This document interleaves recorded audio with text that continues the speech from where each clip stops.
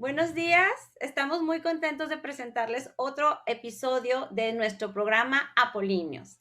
El día de hoy tenemos un ponente de honor, de lujo, que es el experto en este tema. Y qué mejor él que tiene muchos años de estudiar este interesante tema que abordaremos el día de hoy, el cual es la normalización de la violencia simbólica. Mi nombre es Jessica Hinojosa y soy directora de las carreras humanistas de la Universidad de Monterrey. Mi nombre es María Garza, soy estudiante de Filosofía en la Universidad de Monterrey. Yo soy Carla Egan, estudiante de Letras en la Universidad de Monterrey, y me toca presentar a nuestro invitado de honor, el doctor Javier García Justicia, quien tiene una licenciatura en Educación, una licenciatura en Ciencias Religiosas y Catequéticas, maestría en Cooperación Internacional para el Desarrollo, maestría en Sociología de la Población, el Territorio y las Migraciones, y un doctorado en Sociología. Aparte, y por último, pero no menos importante, es el decano de nuestra Escuela de Educación y Humanidades en la Universidad de Monterrey. Bienvenido, doctor. Muchas gracias por la invitación. Pues es un honor para nosotros tenerlo aquí. Nuestra primera pregunta es, ¿qué se entiende por invisibilización de la exclusión social? Pero creemos que esas disparidades están únicamente centradas en todo lo que tiene que ver con lo socioeconómico, porque valoramos la gente por el lugar donde vive, por la ropa que se ha comprado, por el carro que conduce, las vacaciones donde va. O sea, creemos que las grandes diferencias tienen que ver únicamente con lo socioeconómico, y lo socioeconómico es una consecuencia, es un reflejo de unas causas estructurales que están mucho más en el fondo de las personas, y es lo que hablamos del tema cultural simbólico, ¿sí? La cultura, la forma de ver la vida, la forma de experimentarla es lo que está de fondo y es lo que crea las grandes disparidades, es las causas de esas grandes desigualdades que tenemos en nuestro país. Y esas grandes desigualdades no únicamente llevan a una disparidad económica, sino que llevan a altos grados de discriminación o exclusión, que es uno de los puntos claves, ¿sí? Cuando hablamos de este tema.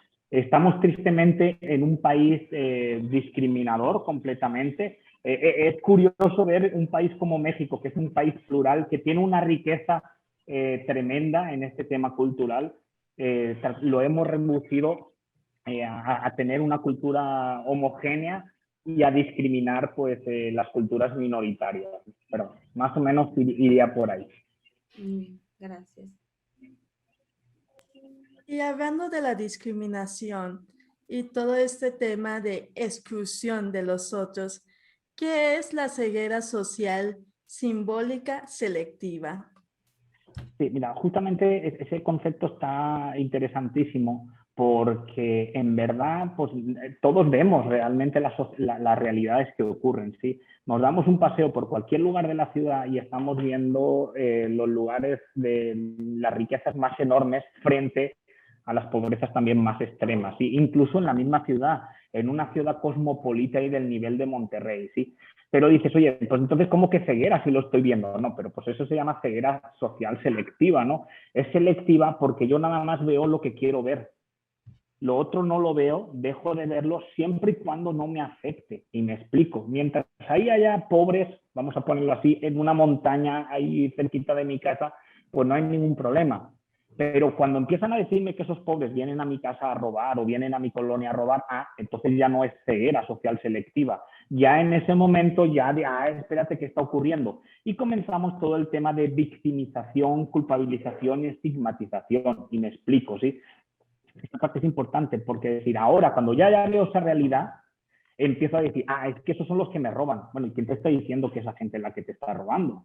O esa gente es la que te va a secuestrar, ¿no? Y entonces comenzamos a victimizar a esos que nosotros mismos catalogamos de diferentes. Por eso esa parte simbólica. En verdad los símbolos los hemos construido los seres humanos. Los símbolos no existen en la realidad. Nosotros a las cosas las dotamos de significado, ¿no? Una rosa cuando se la regalamos a una persona es decir, pues te quiero, te aprecio, te valoro, ¿no? La rosa en sí mismo no tiene ese símbolo, ¿no? Entonces, en nuestra sociedad hemos creado una serie de símbolos que nos diferencian unos de otros. Hay símbolos de la clase social alta, hay símbolos para la clase social baja, para la clase media. Entonces, todos esos símbolos los hemos construido y, sobre todo, aquí uno de los grandes problemas en esa ceguera social selectiva es que no queremos ver los símbolos de los demás. No queremos reconocer los símbolos de los demás. Mi símbolo es el que verdaderamente es el que cuenta, ¿no? Entonces, automáticamente que dejamos de ver qué le está ocurriendo al otro. Y al otro, al que nosotros catalogamos como el otro, y lo pongo entre comillas, lo victimizamos y lo culpabilizamos o lo estigmatizamos y le ponemos etiquetas porque es diferente a mí, ¿no? Okay. Entonces, tomando en cuenta todo esto de que estamos hablando de símbolos, ¿qué significa violencia simbólica y por qué se señala que se ha normalizado? Sí, mira, el tema de la violencia simbólica es relativamente fácil de entender porque a través de esos símbolos se ejerce violencia, o sea, se sufre la violencia y se ejerce violencia, y me explico. El símbolo en sí mismo no es un elemento de violencia. El que yo tenga un celular de determinada marca, bueno, ahí no se oyen, aquí se está viendo. El que tenga un celular de determinada marca, el que tenga un carro de determinada marca, por sí mismo no significa violencia. Pero cuando yo utilizo ese símbolo para diferenciarme del otro, para marcar las diferencias que yo tengo con la otra persona, ¿sí? y creerme diferente y creerme más que el otro, automáticamente estoy ejerciendo esa violencia simbólica. A través de los símbolos que yo tengo, le estoy diciendo al otro, tú no puedes llegar a tener el nivel de vida que yo tengo. O si quieres llegar a tenerlo, tienes que tomar la vía fácil por medio del robo, por medio de otros factores, o lo que pongo también allí en uno de los artículos que escribí, ¿no? El tema del wannabe, ¿no? Que todos lo conocemos. Es decir, a lo mejor no tengo la capacidad de llegar a ese nivel de vida, pero quiero aparentarlo. Y por lo tanto, bueno, pues todo lo que hago alrededor de mi vida es comprarme un carro de determinada marca, irme de vacaciones a tal lugar, tener un celular tal, vestir tal tipo de ropa, vivir en tal código postal, aunque no me pueda permitir nada de esas cosas, pero tengo que aparentar, tengo que ser el wannabe, ¿no? Y automáticamente, ¿por qué? Porque verdaderamente yo ya quiero ejercer una violencia sobre la otra persona para decir, tú eres diferente a mí, yo pertenezco a esta clase, yo pertenezco a este mundo, tú no perteneces a ese mundo. Y por lo tanto yo quiero ejercer una especie de violencia que no es una violencia física, no es una violencia psicológica, es una violencia simbólica a través de los símbolos que yo utilizo. Y también hay personas que cuando quieren aspirar a tener esos símbolos y no acceden a ellos, también sienten una violencia interna, ¿no? Decir, oye, espérate, yo, un celular como a lo mejor el que yo tengo aquí, es mi sueldo de 2 meses. Entonces yo no puedo acceder a lo tuyo. Y entonces comienzan a darse esos niveles de violencia, ¿no? Entre gente que o tiene o quiere aparentar y gente que no tiene y quiere aspirar a esos niveles, y ambos pueden ejercer violencia. Uno de los que quieren, violencia simbólica, eso es importante, de los que quieren aspirar a ese nivel de vida y hacen todo lo posible, ¿sí?, para aspirar a ese nivel de vida, y el que ya tiene ese nivel de vida o lo quiere aparentar, ¿sí?, que quiere ejercer la violencia, es decir, yo soy diferente a ti. Ponemos lo que se llaman las barreras o las fronteras sociales, ¿sí? Las barreras o las fronteras sociales no existen, es también un simbolismo. Entre nosotros y los demás ponemos una serie de barreras, y unas barreras que discriminan. Me explico, a mí nada me hace diferente a una mujer. Biológicamente sí, yo soy un macho y una mujer es una hembra, puesto así de una manera biológica, ¿sí? Pero en mi mente, desde chiquito, me han construido, por eso es el constructo social, porque pues el constructo me lo han construido, eso no existe verdaderamente, ¿no? Me han construido que la mujer es diferente al hombre. Y en algunas sociedades que la mujer es menor que el hombre, tiene menos derechos que el hombre, o es más débil que el hombre en muchos sentidos, ¿no? Me han construido en mi mente que el negro es diferente al blanco. A ver, nada más es un color de la piel. No, pero a ver, en mi mente me han construido que el negro es diferente al blanco, y me ha empezado a construir en mi mente ciertas discriminaciones por el color de la piel, por tu origen étnico, por tu orientación sexual, por tu religión, por si tienes algún tipo de discapacidad o no. Entonces, todo eso es un constructo social que desde chiquitos nos han educado para que nosotros nos diferenciemos del otro. Y justamente hoy en día, más que nunca, tenemos esos discursos diferenciadores, ¿no? Y tristemente, encima vienen, perdón, por nuestros propios políticos, ¿no?, que remarcan mucho esas diferencias, ¿no? En vez de ser la riqueza que tenemos en un país plural, remarcan mucho las diferencias de esa pluralidad, cuando tener pluralidad en un país es realmente un signo de riqueza, es lo que nos hace únicos. Y México, una de las grandes riquezas que tiene es esa pluralidad, esas grandes diferencias que existen. Cuando se remarca la diferencia, automáticamente estoy ejerciendo esa violencia simbólica, porque estoy poniendo el acento en la diferencia, no en la aceptación de la diferencia y en visualizar la riqueza que tiene esa diferencia para mí.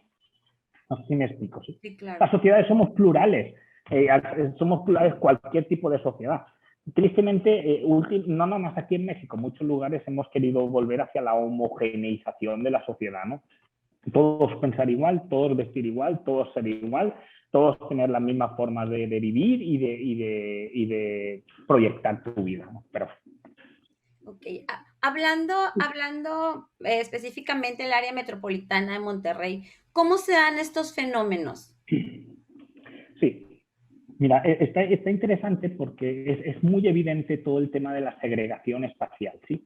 La segregación espacial, pues la segregación es aislar, o sea, concentrar y aislar, eso significa segregar, ¿no? En términos sociológicos, concentro a gente en un determinado espacio y la aíslo de los demás espacios, ¿sí?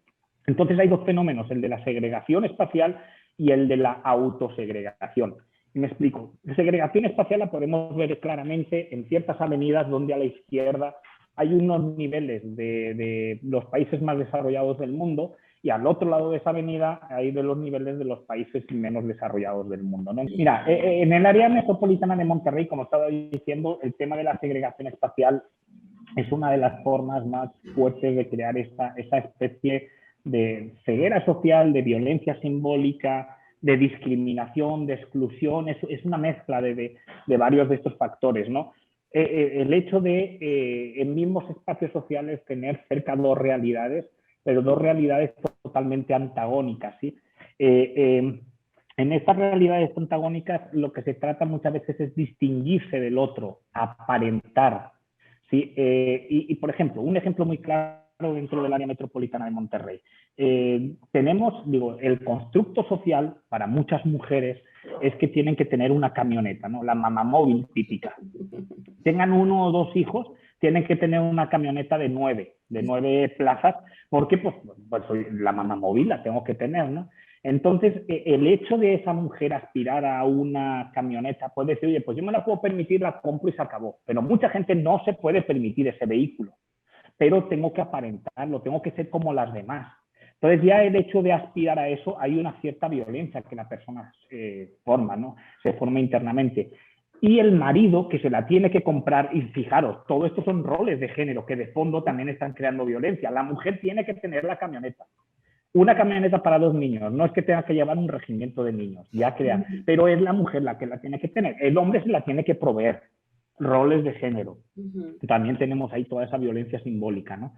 Entonces, el hombre se la tiene que proveer. El hombre que no puede proveer esa camioneta puede sentirse menos hombre. ¿Qué significa eso de menos hombre? Bueno, pues nosotros mismos lo hemos construido en la sociedad, ¿no? Entonces, es decir, automáticamente a un tú mismo hecho ya se crea una doble violencia por parte de la mujer y del hombre, por parte de los roles de género que ha tenido que asumir una mujer, que en ningún lado dice que una mujer tiene que tener eso y en ningún lado dice que la mujer tiene que llevar a los niños al colegio, pero hemos asumido esos roles. O ahora la doble violencia que se está creando hacia la mujer, por ejemplo, en los hogares, es decir, y el doble trabajo. Y si se habla de violencia, no es violencia física, de la mujer trabajadora que encima tiene que irse a la casa y tiene que hacer su trabajo y tiene que encima cuidar a los hijos. Mientras que el hombre hemos hecho lo mismo, pero nosotros no tenemos que cuidar a los hijos. Es decir, ahí de fondo hay todos unos elementos de esta violencia simbólica, de esos roles de género impuestos, de que nos los creemos y se ejercen bajo esos símbolos que tú tienes que cumplir, porque así te lo ha hecho la sociedad, y si no los cumples, tú eres menos que los demás, ¿no? Entonces, esa parte, como decía antes, en la parte del wannabe, ¿no? En el área metropolitana de Monterrey, todo lo que tiene que ver con el wannabe. Aquí también recalcaría una parte muy importante, que para mantener esto que acabo de decir se necesitan dos grandes sistemas de los sistemas sociales que tenemos, que es el educativo y el religioso, ¿sí? Mal entendidos, por supuesto, ¿no? Pero bueno, el sistema educativo sobre todo es el que introduce los valores, las normas sociales, porque no es nada más lo que aprendo en la clase, sino todo lo que yo veo, todo lo que experimento, ¿sí? El aula es como una microsociedad y reproduce los sistemas sociales. Dentro del aula se reproduce la misma realidad que existe en la sociedad, ¿no? Entonces, la educación puede servir para abrir los ojos, abrirte a la realidad de la vida, o puede servir para controlar a la gente, para controlar a la población, porque a través de la educación le introduces una forma de ver la vida, una forma de experimentarla, una forma de creerte la historia que te han contado, ¿sí? Una forma de vivir ciertos valores que te dicen que esos son los valores válidos para una sociedad. Entonces es esa arma de doble filo, porque sí se necesita la educación para la formación de las futuras generaciones de un país, pero a la vez la puedes utilizar para controlar y manipular a la población. Entonces es interesante ver esa parte, ¿no? Esto. Y el otro sistema, el religioso mal entendido. Esta parte también es muy importante, ¿sí? La religión bien entendida, ninguna de las religiones que existen en el mundo van a controlar y a manipular a la gente, ¿no? Van a, pues eso, a controlar y a manipularla. La religión mal entendida, y por lo tanto más bien hablaríamos de una pseudo religión, sí te lleva a eso, porque es un sistema que puedes controlar a la gente. ¿Por qué? Porque la controlas desde dentro, de sus creencias, su forma de ver y vivir la vida. En este caso, la religión más extendida en México es la católica. Muchas veces hay una doble moral en la vivencia de la religión en general, del cristianismo. ¿Y por qué digo doble moral? Porque hay una moral pública y una moral privada, ¿no? En la privada todo se vale, todo puedo hacerlo. En la pública tengo que aparentar. Sí, que soy religioso, que tengo esta forma de ver la vida, que comulgo con los de los demás, lo que los demás de la sociedad piensan, pero en mi vida privada yo hago lo que me da la gana. ¿Sí? O reduzco mi religión únicamente a meros cumplimientos, incluso a culpabilizar, a estigmatizar, a poner el acento, por ejemplo, en las exclusiones, y es que estas personas no deben pertenecer a la iglesia, es que estas... A ver, o sea, volvamos al evangelio, al origen, y vemos que el evangelio es un signo de amor, es un signo de compromiso, es un signo de perdón, y no de estigmatizar y de victimizar. Por eso hablo de una pseudo religión. Una religión bien entendida jamás va a ser un elemento de separación, va a ser más bien un elemento de unión, ¿no? Entonces, pues lleva muchas veces a eso, ¿no? Estos dos sistemas mal entendidos son una doble, tienen esa doble cara, ¿no? Sí, Más Javier, cositas. una última pregunta. ¿Es posible que Sí. podamos ejercer violencia sin darnos cuenta? ¿O es más la carencia de información, verdad? De saber que esto es lo que estamos haciendo y que es una violencia. O sea, Sí, ¿cómo mira, podríamos? son las dos cosas, Jessica, porque por un lado hemos sido educados así y de una manera a veces inconsciente reproducimos esos mismos patrones sociales con los que nos han educado y sin darnos cuenta nosotros mismos los reproducimos y no sabemos que verdaderamente estamos ejerciendo esa violencia, ¿vale? Entonces, pero también existe, bueno, conscientemente mucha gente también ya sabe, no sabe qué es violencia, sí sabe que está ejerciendo ese separatismo con los demás. Pero al ejercer ese separatismo, esa diferenciación, esa minusvaloración del otro, porque no tiene lo que yo tengo, ¿sí? Automáticamente yo estoy ejerciendo una forma de violencia sobre la otra persona, porque la estoy haciendo menos. ¿Por qué? Porque estoy ejerciendo el poder sobre esa persona. Al final la violencia es una forma de ejercer poder sobre los demás. Lástima que estoy diciendo esto casi hasta el final, ¿no? Pero justamente cualquier tipo de violencia no es nada más físicamente, es un golpe que le pego a la otra persona, clarísimamente un ejercicio de poder. Psicológicamente también, controla a la otra persona sus pensamientos. Patrimonialmente, por ejemplo, la violencia que también está estipulado es yo controlo su patrimonio, lo que esa persona tiene. Y en la violencia simbólica yo controlo los símbolos a los que esa persona quiere aspirar. Y yo le determino que estos símbolos son los válidos, estos símbolos son los importantes para esta sociedad. Y por lo tanto yo ejerzo ese poder. Ese es el tema de la violencia simbólica, una forma de ejercer poder. Y que pueda ampliarse en muchos temas, ¿verdad? La madre soltera, o sea, sí, ¿verdad? O sea, el divorcio, o sea, todo lo que Sí. tenga que ver así como que con la persona, la mamá que trabaja, la que no trabaja, o sea, empezamos así a... Sí, por eso decía antes la palabra estigmatización, ¿no? Sí. Ponemos etiquetas, estigmatizamos y decimos, bueno, pues entonces, ¿cuál es la familia ideal? Papá, mamá e hijos. ya está, así. Después nos decimos, bueno, y todos los demás no son tipos de familias, sí, pues son tipos de familias. Pero al final nosotros hemos puesto que decir, la familia ideal es esta. Oye, espérate, a ver, ¿quién me dice eso? Desde el punto de vista sociológico, la familia ideal es la que funcione. Y que funcione pues, significa cuáles son las funciones de una familia, por ejemplo, ¿no? No quiere decir, la función de una familia no es la reproducción desde el punto de vista sociológico. Es que funcione ¿para qué? Para educar a las futuras generaciones, para cuidar a esas generaciones, para darles un soporte, para darles un apoyo, para protegerlos, para educarlos en valores, ¿vale? Entonces, hemos reducido muchos términos, por ejemplo, únicamente a la reproducción. Y es un elemento, sí, un elemento que hay familias que lo hacen y otras familias no, porque no pueden o no quieren. Eso es un ejemplo, el tema de familia, ¿sí? En otros temas también decir a qué trabajos queremos aspirar, qué ropas queremos llevar, no sé, qué vacaciones queremos tener, en qué casas queremos vivir. Entonces, automáticamente, pues sí, lo vamos construyendo. Reitero, y es un constructo social. Al igual que lo hemos construido socialmente, lo podemos deconstruir. En nuestras manos está cambiar esos patrones en la sociedad. Y pues bueno, gracias a Dios tenemos esos cambios generacionales, ¿no? En los que cada nueva generación trae otras formas de ver y vivir los valores. Y sí de la generación anterior ha respirado, ha vivido esos valores, pero automáticamente genera nuevos para adaptarse a las nuevas realidades de la sociedad. ¿Sí? Gracias, gracias. Pues muy bien, pues lamentablemente se nos terminó el tiempo. Creo que podemos seguir profundizando en este tema y posiblemente más adelante lo invitemos para que pues sigamos hablando sobre estos temas que ignoramos, ¿verdad? Que como muchas veces nos podemos dar cuenta de que estamos ejerciendo una violencia simbólica sin darnos cuenta, pero lo importante es, pues lo que comenta el doctor García, es que deconstruyamos, ¿verdad? Que entendamos ese concepto y el empezar a desestigmatizar todos estos elementos que le hemos dado ese valor o prejuicio, ¿verdad? O todo eso que hemos estado trabajando, Sí, ¿verdad? Bueno, pues muy muchas bien. gracias por la Mm. participación, en verdad agradecemos mucho el tiempo y el tema que hoy nos proporciona.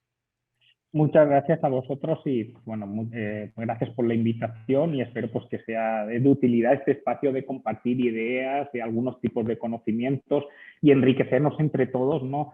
Felicito realmente a todos los de las carreras asociadas en Educación y Humanidades a través de Jessica por estos espacios porque verdaderamente nos enriquecen.